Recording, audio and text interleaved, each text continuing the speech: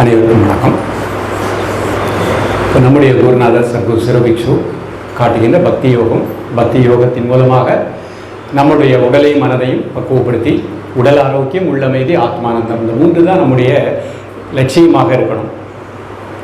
மனிதனாக பிறந்த நமக்கு முதல்ல கிடைக்க வேண்டியது உடல் ஆரோக்கியம். இந்த உடல் உள்ளுறுப்புகள் நன்றாக ஆரோக்கியமாக இருக்கணும். அதுக்கப்புறம் பார்த்திங்கன்னா உள்ளமைதி, மனம் அமைதியாக இருக்கணும். ஆத்மானந்தம் அப்படிங்கிறது தன்னைத்தானே உணர்தல். நான் உடலை தாண்டி, மனதை தாண்டி, பிராணனை தாண்டி, புத்தியை தாண்டி இந்த பிரபஞ்சம் முழுக்க நிறைந்திருக்கக்கூடிய பேராற்றல் பொருந்திய ஒரு ஆத்மா ஸ்வரூபமாக நாம் இருக்கின்றோம். இது சொல்கிறது வேற, உணர்தல் அப்படிங்கிறது சாதனை. அந்த உணரணும் அப்படின்னா அதுக்குரிய சாதனை செய்யணும். இதற்கு நம்ம குரு அடிக்கடி சொல்கிறது கருணை அப்படின்னு ஒன்று இருக்குது, பொறுப்பு அப்படின்னு ஒன்று இருக்குது. இந்த ரெண்டையும் நம்ம சிந்தனை பண்ணி பார்த்தோம் அப்படின்னா நம்முடைய வாழ்க்கையில் நம்ம எப்படி இருக்கிறோம் அப்படிங்கிறது புரிஞ்சுக்கலாம். இப்போ இறைவனை நம்ம எல்லோரும் என்ன சொல்கிறோம்? கருணை பொருந்திய ஒரு கருணாமூர்த்தி அப்படிங்கிறோம், ஒரு கருணையுடைய சொரூபம் அப்படிங்கிறோம். எதனால் சொல்கிறோம் அப்படின்னா, இறைவன் முன்பாக நம்ம நின்று என்ன பேசினாலும் சரி அவர் சிரிச்சுக்கிட்டு தான் இருப்பார். அவருடைய ஃபேஸில் மாற்றம் ஏற்படாது இல்லையா? இப்போ ஒரு முருகர் போய் பார்க்குறோம், திருத்தணியாக இருக்கலாம், பழனியாக இருக்கலாம், அவர் சிரித்த முகத்தோடு அந்த கோலத்தில் அலங்காரத்தில் இருப்பார். நீங்கள் முன்னாடி போய் அவரை போற்றினாலும் சரி சிரிச்சுட்டு தான் இருப்பார். அவரை போய் நீங்கள் ஏதாவது உங்களுக்கு நடக்கலைன்னு சொல்லி அவரை திட்டினாலும் சிரிச்சுட்டு தான் இருப்பார். அவர் அந்த சிரித்த முகத்தோடு இருப்பார். என்ன சொன்னாலும் நமக்கு அங்கேருந்து அவர் உடனே நம்மகிட்ட பேசுகிறது இல்லை. ஆகையினால தான் நம்ம துணிஞ்சு போய் பேசுகிறோம் இல்லையா? நம்ம என்ன தவறு செஞ்சாலும் முன்னாடி போய் நின்று அவர் தான், நீ தான் எல்லாத்துக்கும் பொறுப்பு அப்படிம்போம். அப்போ கருணையினுடைய ஒட்டுமொத்த உருவமாக இறைவன் இருக்கின்ற காரணத்தினால் அவர் உனக்கு அறிவில் மலர்ச்சி கிடைக்கட்டும் அப்படின்ட்டு பொறுமையாக இருப்பார். இப்போ நம்ம உதாரணத்துக்கு ஒரு சாப்பாடை ஹோட்டலில் போய் சாப்பிட்றோம், அது நல்லா பிடிச்சிருக்குது, டேஸ்ட்டாக இருக்குன்ட்டு கூட நிறைய சாப்பிட்டு முடிச்சோன்னு என்ன ஆகும்? வயிற்று வலி ஏற்படும், அஜீரண கோளாறு ஏற்படும். அப்போ நம்ம முருகன் முன்னாடி சென்று போய் நின்றுட்டு எனக்கு நம்மளுக்கு இவ்வளோலாம் பூஜை செய்கிறேன், எனக்கு எதுக்கு வயிற்று வலி கொடுத்தேன்னு கேட்டால் அவர் திருப்பி பேச ஆரம்பிச்சார்னு வச்சுக்கோங்க. நீ எவ்வளோ சாப்பிட்ட போதும்னு உனக்கு நான் உள்ளேருந்து சொல்லிக்கிட்டே இருந்தேன், நீ டேஸ்ட்டாக இருக்குன்னு ருசிக்காக தான் சாப்பிட்டோடைய பசிக்காக சாப்பிடலை. அப்போ அந்த சாப்பிட்ட காரணத்தால் தான் இப்போ உனக்கு வயிற்று வலி வந்துச்சு அப்படின்னு அவர் நம்மகிட்ட திருப்பி எதிர்த்து பேசிட்டார் அப்படின்னா யாருமே கோயில் போக மாட்டோம் இல்லையா? அப்போ அவர் கருணையோடு இருக்கின்ற காரணத்தினால் நாம் புலன்களின் வழியாக சில தவறுகள் செய்தால் கூட அதையும் பொறுத்து கொண்டு நமக்கு அந்த இடத்துல என்ன பண்ணுறாரு, அவர்கிட்ட போய் ஒரு பிரார்த்தனை செய்யும் பொழுது நமக்கு அந்த அஜீரண கோளாறு நீங்குவதற்கு என்னென்ன உள் உறுப்புகள், உள்ளே இருக்கக்கூடிய எல்லா உறுப்புகளுக்கும் ஒரு எக்ஸ்ட்ரா சக்தியை கொடுத்து அந்த ஜீரண மண்டலத்தை சரிப்படுத்த வைக்கிறார். அப்போ இது நம்ம உடம்புல தலையிலேருந்து கால் வரைக்கும் உள் உறுப்புகள் எல்லாத்தையும் யோசித்து பாருங்கள். அது எல்லாமே கருணையினுடைய ஒட்டுமொத்த வடிவமாக இருக்கின்றது. பிரெயின்லேருந்து பிட்ரூட்டரி சுரப்பி, பீனியல் சுரப்பி, தைராய்டு, பேராதைராய்டு, இதயம், நுரையீரல், சிறுகுடல், பெருங்குடல், சிறுநீரகப்பை, நாம் என்ன ருசிக்காக சாப்பிட்டாலும் அது கருணையோடு அது ஃபுல்லாக ஜீரணம் பண்ணி அது உண்மையிலே உடலுக்கு தேவையில்லையா அப்படிங்கிறது இரண்டாவது பட்சம். ஆனால் நம்ம டேஸ்ட்டுக்காக சாப்பிட்டுட்டே இருக்கோம் இல்லையா? அப்படி சாப்பிடும் பொழுதும் அந்த உள்ளே இருக்கக்கூடிய இந்த உறுப்புகள் கருணையினுடைய ஒட்டுமொத்த கருணையை கொண்டு அதை எப்படியாவது நம்மளுக்கு ஜீரணம் பண்ணி நம்ம உடல் இயக்கத்தை சமப்படுத்திக்கிட்டே வருது. மீண்டும் மீண்டும் நம்ம தொந்தரவு கொடுத்துக்கிட்டே இருக்கும்போது ஒரு ஸ்டேஜுக்கு அப்புறம் அதனால் ஒர்க் பண்ண முடியாது. அப்போ தான் அது என்ன ஆகும்? அதனுடைய ஒரு சின்ன செயலிழப்பு, சிறுநீரக செயலிழப்பு அப்படின்னா அப்போ தான் நம்ம அதை பற்றி அதனுடைய முக்கியத்துவத்தை யோசித்து பார்க்குறோம். அப்போ அப்பவும் அது என்ன பண்ணுறது? ஏதாவது ஒரு பயிற்சி, ஏதாவது ஒரு உணவில் ஒழுக்கத்தை ஏற்படுத்தி கொண்டு, புலன்களில் ஒழுக்கத்தை ஏற்படுத்தி கொண்டு சில யோக பயிற்சிகள் எல்லாம் பண்ண ஆரம்பிச்சோம்னா மீண்டும் அது சக்தி பெற்று இயங்க ஆரம்பிச்சிடும்.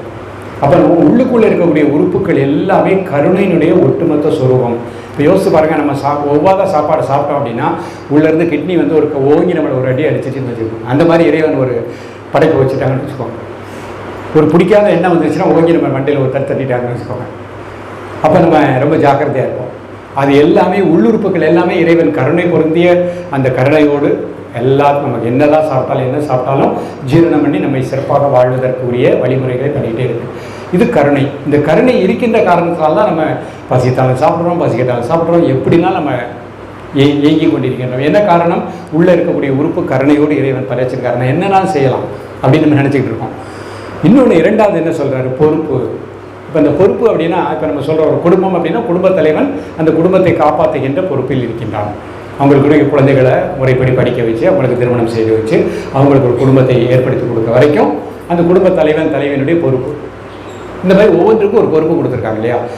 முதல் பொறுப்பு, மனிதனாக பிறந்த நம்மளுடைய முதல் பொறுப்பு என்னென்னா, நம்ம உடல் உள்ளுறுப்புகளுக்கு நாம் இம்சை பண்ணாமல், அது கருணையோடு இறைவன் படைத்திருக்காரு, அதை நாம் நன்றாக பாதுகாத்துக்கணும். அதான் நம்ம முதல் பொறுப்பு. அந்த பொறுப்புலேருந்து நம்ம விட்டுறக்கூடாது, வந்துடக்கூடாது. அது என்னுடைய பொறுப்பு கிடையாது சார் அப்படின்னு இப்போ நம்ம இருக்கிறோம். உண்மையிலேயே நம்முடைய உடலை பாதுகாப்பது நமது பொறுப்பாக இருந்தால் எந்த சூழ்நிலையிலும் காலையில் எழுந்த உடனே இந்த உடலுக்குரிய பயிற்சிகள் என்ன? யோகாசனம், முத்திரைகள், மூச்சு பயிற்சி, தியானம். உள்ளத்திற்குரிய பொறுப்பு தியானம். அப்போ இந்த உடலுக்கு நாம் அந்த உடலை நான் பொறுப்பாக கவனித்துக் கொள்ளக்கூடிய மிகப்பெரிய பொறுப்பை இறைவன் கொடுத்துருக்காரு. மனித பிறவியை கொடுத்துட்டாரு. உள்ள எல்லாம் கருணையோடு நாம் படைச்சி வச்சிருக்கேன். எல்லா உறுப்புகளும் கருணையோடு இயங்கி கொண்டிருக்கின்றது. இந்த உறுப்புகளுக்கு சக்தி கொடுக்கக்கூடிய நான் உள்ளே இருக்கிறேன். ஆனால் இந்த உடலையும் உள்ளுறுப்புகளையும் மனதையும் பொறுப்பாக பாதுகாத்து கொள்ளக்கூடிய பெரிய பொறுப்பு உங்கள் கையில் கொடுத்துருக்கேன். அதை நாம் செய்ய தவறின காரணத்தினால தான் இன்றைக்கி எல்லா ஹாஸ்பிட்டலையும் கூட்டம் இல்லையா? இங்கெல்லாம் கூட்டம் கம்மியாக தான் இருக்கும். ஹாஸ்பிட்டல் போய் பாருங்கள், ட்ரிபிள் ஹாஸ்பிட்டல் போய் பாருங்கள், கூட்டம் ஏகப்பட்ட கூட பாருங்கள். அப்போல்லாம் பாருங்கள், பெரிய பிஸ்னஸாக நடக்குது, விழா மாதிரி நடக்குது. பெரிய பெரிய டாக்டர்கிட்ட மினிஸ்டர்கிட்ட போய் அப்பாயின்மெண்ட் வாங்கிட்டு சார் எப்படியாவது ஆப்ரேஷன் பண்ணுங்க சார். அவங்க 1 மாதம் கழிச்சு 2 மாதம் கழிச்சு அது வரைக்கும் ஃபுல்லாக இருக்குது அப்படிங்கிறாங்க. அப்போ எதற்குனால இந்த மாதிரி ஹாஸ்பிட்டல் எதுக்கு இவ்வளவு கூட்டம் செல்கின்றதுன்னா, மனிதர்கள் தங்கள் பொறுப்பை உணர தவறிவிட்டார்கள். இந்த உடலை பொறுப்பாக பாதுகாக்கணும், உடல் உள்ளுறுப்புகளை பொறுப்பாக பாதுகாக்கணும்னா யோகாசனங்கள், முத்திரைகள், மூச்சு பயிற்சி, உள்ளத்திற்கு தியானம். இதை நம்ம கரெக்டாக பண்ணிட்டோம்னா ஹாஸ்பிட்டலில் கூட்டமே இருக்காது. அப்படிப்பட்ட ஒரு உலகம் உருவாகணுங்கிறது தான் நம்முடைய குருவுடைய ஆசை, மகான்களுடைய ஆசை தான். அதுக்கு தான் அவங்க நமக்குலாம் கொடுத்துருக்காங்க. ஒரு கற்பனையாக யோசித்து பார்க்கணும், எல்லா ஹாஸ்பிட்டலும் யோக பயிற்சி மையமாக ஆயிடுச்சுன்னு வச்சுக்கோங்க. எங்கே போனாலும் ஃபஸ்ட்டு கீழே போனோன்னு உனக்கு என்ன ப்ராப்ளம், மூக்கடைப்பு, அங்கே உட்காந்து நாடி சுத்தி பண்ணிக்கோ, உனக்கு என்ன முதுகு தண்டில் ப்ராப்ளமா, 2 ஆசனம் சொல்லிக் கொடு. இப்படி எல்லா ஹாஸ்பிட்டலும் ஏகப்பட்ட யோகா இன்ஸ்ட்ரக்டர் இருந்து ஹாஸ்பிட்டல் ஃபுல்லாக யோகா பயிற்சி மையமாக மாறிடுச்சு அப்படின்னா உலகமே நல்லாயிருக்கும். ஆனால் அது அவ்வளவு சாத்தியமான விஷயம் இல்லை. எல்லா மனிதர்களும் தனது பொறுப்பை உணர்ந்து இந்த பயிற்சிகளை பண்ண ஆரம்பிச்சிட்டாங்கன்னா நமது வாழ்க்கை வளமாக இருக்கும். அவரது பொறுப்பு, கருணை, இந்த ரெண்டையும் நம்ம நல்லா புரிஞ்சுக்கணும். இறைவன் கருணையினுடைய ஒட்டுமொத்த சொரூபம். அதனால தான் அருட்பெரும் ஜோதி தனிப்பெரும் கருணை அப்படின்னு வள்ளலார் அழகாக சொல்லியிருக்காரு. அந்த இறைவனை அவரை அவ்வளோ தூரம் பார்க்குறாரு.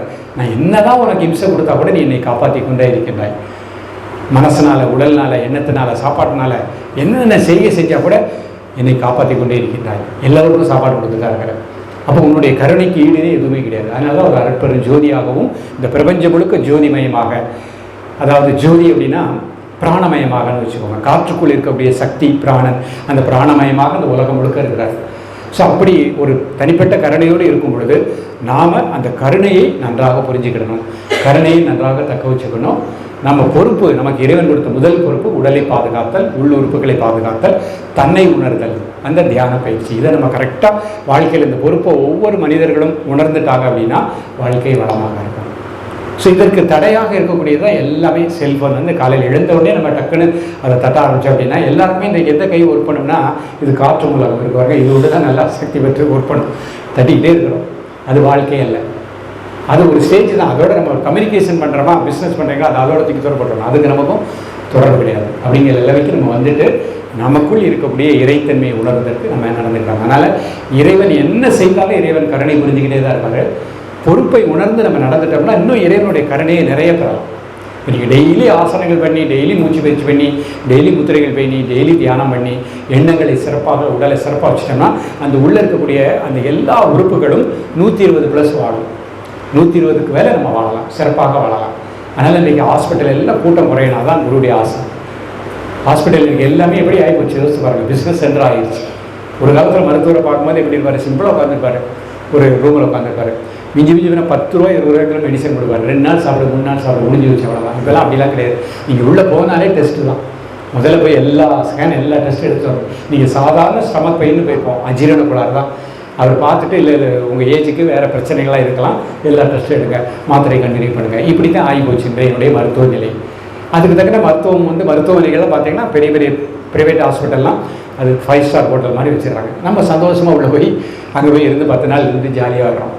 உடல் உறுப்புகளை வெளியே விட்டுறவே கூடாது. நம்ம உடம்புல கத்தி வைக்கவே கூடாது. கத்தி வைக்காமல் நம்ம வாழணும் அப்படின்னா நம்ம முழுக்க பொறுப்போடு இருக்கணும். அந்த பொறுப்பு தான் நம்ம குரு சொல்லக்கூடிய உடம்பிற்கு ஒரு மருந்து நல்ல உழைப்பு, யோகாசனம், உள்ளத்திற்கு ஒரு மருந்து நல்ல நினைப்பு, தியானம். இந்த யோகாசனம், தியானம் 2 மருந்தை நம்ம நன்றாக உட்கொண்டுட்டோம் அப்படின்னா மருத்துவமனை பக்கத்திலே நம்ம போக வேண்டாம். அது நம்மளுடைய எய்மாக இருக்கணும். நமக்குள்ளே இருக்கக்கூடிய இறைத்தன்மையை உணர்ந்துட்டோம். அந்த உடலை பாதுகாப்பது உயிர், உயிருக்கு உயிராகிய இறைவன் நமக்குள்ளே தான் இருக்கார். அவர் தான் அந்த உடலையும் உள்ளத்தையும் பாதுகாத்து கொண்டிருக்கிறார். தினமும் கண்களை மூடி அவற்றை அப்படியே சரணாகதி அடைஞ்சு நீ தான் அந்த உறுப்புகளுக்கு எல்லாம் ஒரு தேங்க்ஸ், தலையிலேருந்து கால் வரைக்கும் எல்லா உள் உறுப்புகளுக்கும் ஒரு நன்றி, அது சிறப்பாக இயங்குவதற்கு ஒரு நன்றி. இன்றைக்கு நம்ம உட்காந்துருக்கோம்னா இந்த உடம்புகளினுடைய உறுப்புகள் எல்லாம் இயக்கக்கூடிய இறைவனுடைய கருணை இல்லையா? இல்லைன்னா நான் உட்கார முடியாது. எனக்கு பேக் பெயின் வந்துருச்சு, கை வலி வந்துருச்சு, ஸ்டமக் பெயின் வந்துருச்சுன்னு உட்கார முடியாது, பேச முடியாது. அப்போ நம்மளுடைய இயக்கத்துக்கு எல்லாம் ஆதார சக்தியாக இருக்கக்கூடியவர் நமக்குள்ளே தான் இருக்கார். அவர் தான் சீஃப் டாக்டர், அவர் மறந்துடக்கூடாது. அவர்களோட நம்ம சரணாகதி அடைஞ்சிட்டோம்னா அவர் எல்லாமே பாதுகாத்துக்கிறார். அந்த பொறுப்பை உணர்ந்து உடலை பாதுகாப்பது, மனதை பாதுகாப்பது, புத்திபூர்வமாக வாழ்வது. ஸோ அந்த பொறுப்பை உணர்ந்துட்டோம்னா ஒரு நாள் கூட யோகா பண்ணாமல் இருக்கவே மாட்டோம். இந்த சாக்கே சொல்லவே கூடாது.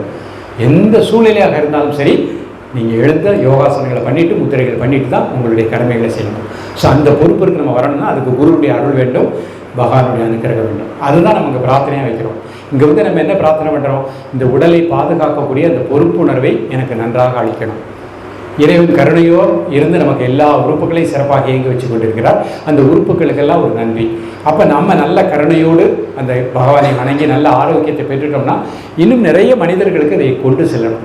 எவ்வளையோ மனிதர்கள் இன்னும் தெரியாமல் இருக்கிறாங்க. நமக்குள்ளே இருக்கக்கூடிய இறைவனை உணர்வதற்கும் இந்த உடலை பாதுகாக்கக்கூடிய அற்புதமான மருந்து நமக்குள்ளேயே இருக்கின்றது.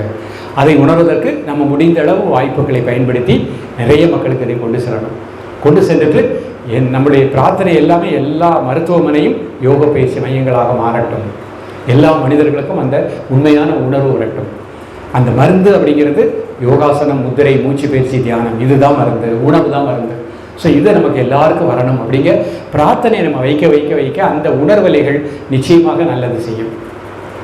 ஒருத்தர் பிரார்த்தனை பண்ணுறதுக்கும் மொத்தமாக கூட்டு பிரார்த்தனை செய்வதற்கும் வித்தியாசம் இருக்குது. அதுக்கு தான் நம்ம குரு பூஜை நடத்துகிறோம். குரு பூஜையில் அந்த அவ்வளவு வந்து உட்காரும் பொழுது அதற்காக ஒரு விரதம் இருந்து அந்த இடத்துல என்ன சங்கல்பம் எடுக்கிறோம்? 108 தீபம் ஏற்றி எல்லா சித்தர்களும் வர வச்சு உங்களுடைய ஆசீர்வாதம், உங்களுடைய அனுகிரகத்தினால் இந்த கலைகள் எல்லா மனிதர்களுக்கும் சென்றடையட்டும்.